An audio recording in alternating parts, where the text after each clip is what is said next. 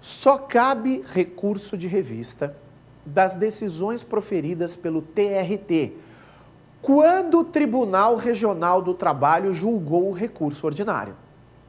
Cuidado!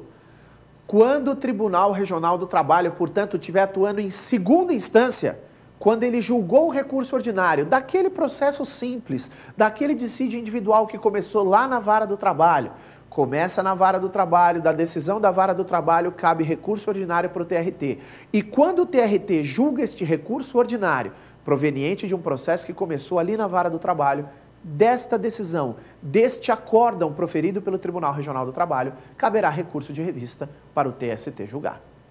Agora, é vedado no recurso de revista a discussão de matéria de fato. Você só pode discutir no recurso de revista a matéria de direito.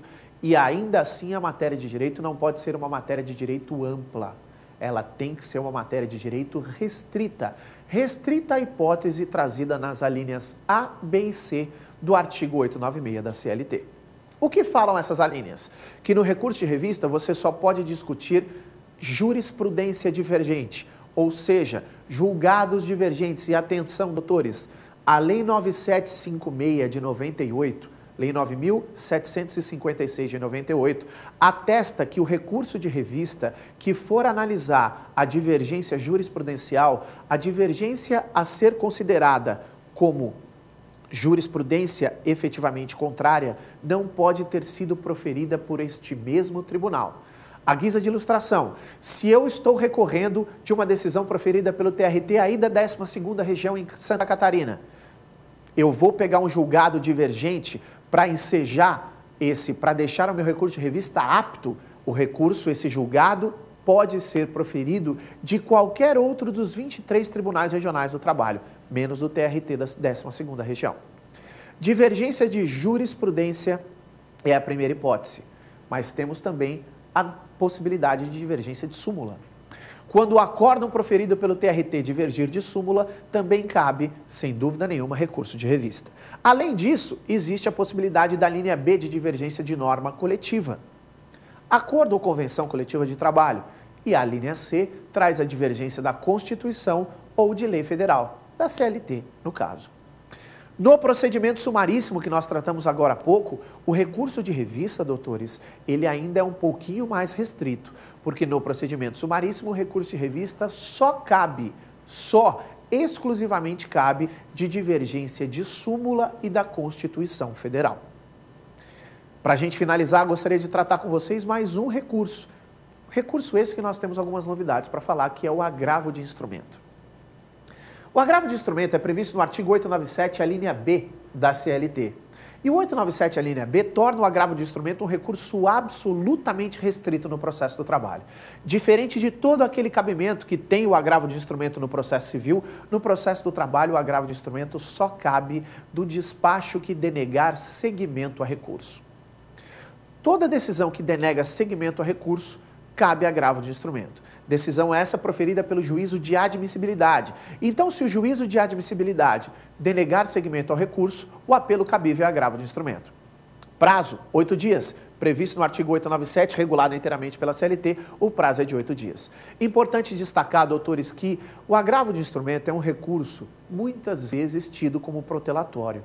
Em razão disso, recentemente, o Tribunal Regional, o Tribunal Superior do Trabalho, tendo esse dado que o recurso é meramente protelatório, em regra, foi favorável a uma modificação na lei. E a partir de então, nós também temos depósito recursal para a interposição do agravo de instrumento.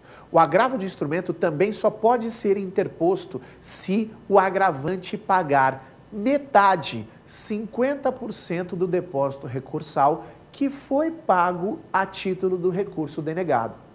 Se eu interpus um recurso ordinário e paguei 5 mil de depósito recursal, esse recurso foi denegado, para interpor o agravo de instrumento eu tenho que pagar 2.500. Portanto, o depósito recursal passou também, o que não era, mas passou a ser um pressuposto indispensável de admissibilidade do agravo de instrumento. Efetivamente, para finalizar o agravo, importante destacar que o agravo de instrumento ele não leva a esta denominação de bobeira. É porque com este agravo forma-se mesmo o instrumento, que são cópias das peças necessárias para que o agravo seja instruído, para que o juiz do tribunal imediatamente superior, ele possa julgar o recurso, já que o processo denegado ficou trancado lá embaixo. Portanto, sempre quando nós interpomos um agravo de instrumento, nós temos que efetivamente juntar cópias que estão ali no parágrafo 5º do artigo 897 da CLT, cópia da decisão inicial, cópia da denegação, contestação e assim por diante, para instruir o agravo de instrumento. Por isso que ele chama agravo de instrumento, em razão desse instrumento. O que acontece, doutores, é que o Tribunal Superior do Trabalho não comporta mais processos físicos. Tudo está digitalizado. Então, quando o agravo de instrumento for interposto e ele for julgado pelo Tribunal Superior do Trabalho, não há mais a necessidade de juntada desses documentos. Isso é a Resolução Administrativa 1418 do Tribunal Superior do Trabalho.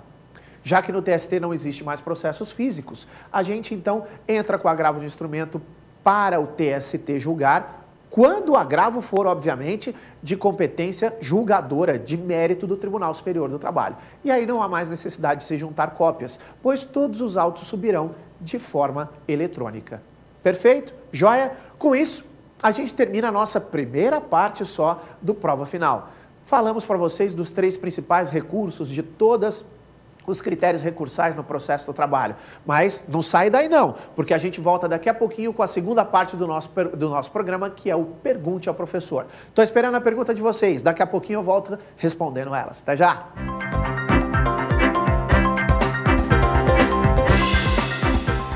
Como prometido, estamos de volta com o segundo bloco do programa, o nosso Pergunte ao Professor. É nesse bloco aqui que a gente recebe as perguntas de vocês, vocês nos enviam as perguntas de acordo com o tema que foi gravado, o tema do dia que foi gravado efetivamente no bloco anterior. O tema que vocês assistiram no bloco anterior. Pelo amor de Deus, já tem muita gente que reclama comigo aí de verdade. Pô, André, minha pergunta não passou, não sei o quê. Fiquem tranquilos. Qualquer dúvida, envia para cá a pergunta provafinal@lfg.com.br provafinal@lfg.com.br. São muitas perguntas, gente, e a gente não consegue selecionar todas, claro, de acordo com o tempo que a gente tem, mas fiquem tranquilos que as perguntas que forem enviadas aqui para vocês, eu prometo que eu respondo todas, tá joia? Vamos lá então dar uma olhada na nossa primeira pergunta? Vamos dar uma analisada nela? Vamos lá. Professor, a empresa pode ser beneficiária de justiça gratuita? Se a resposta for positiva, ela terá que recolher o depósito recursal para recorrer? Boa pergunta e agora nós podemos tratar isso de maneira um pouco mais tranquila.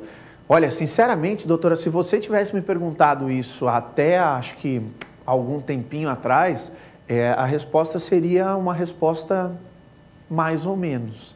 É verdade. Primeira questão, a empresa pode sim ser beneficiária da justiça gratuita. Pode. Basta que ela não tenha fins lucrativos.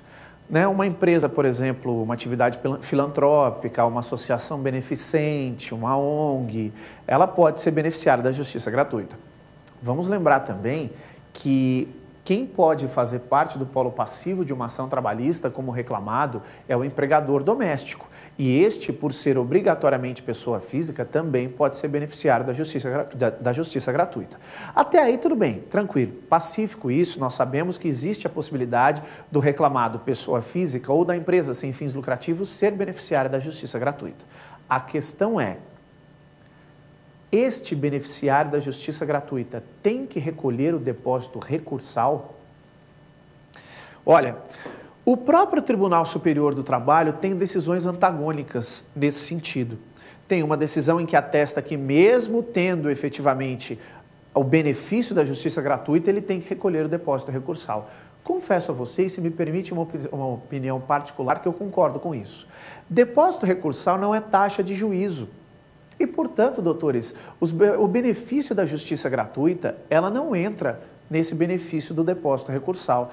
Só fazendo um paralelo com isso. A CLT, quando a gente entra na fase de execução, a gente analisando o artigo 844, fala que para você opor embargos à execução, você precisa garantir o juízo.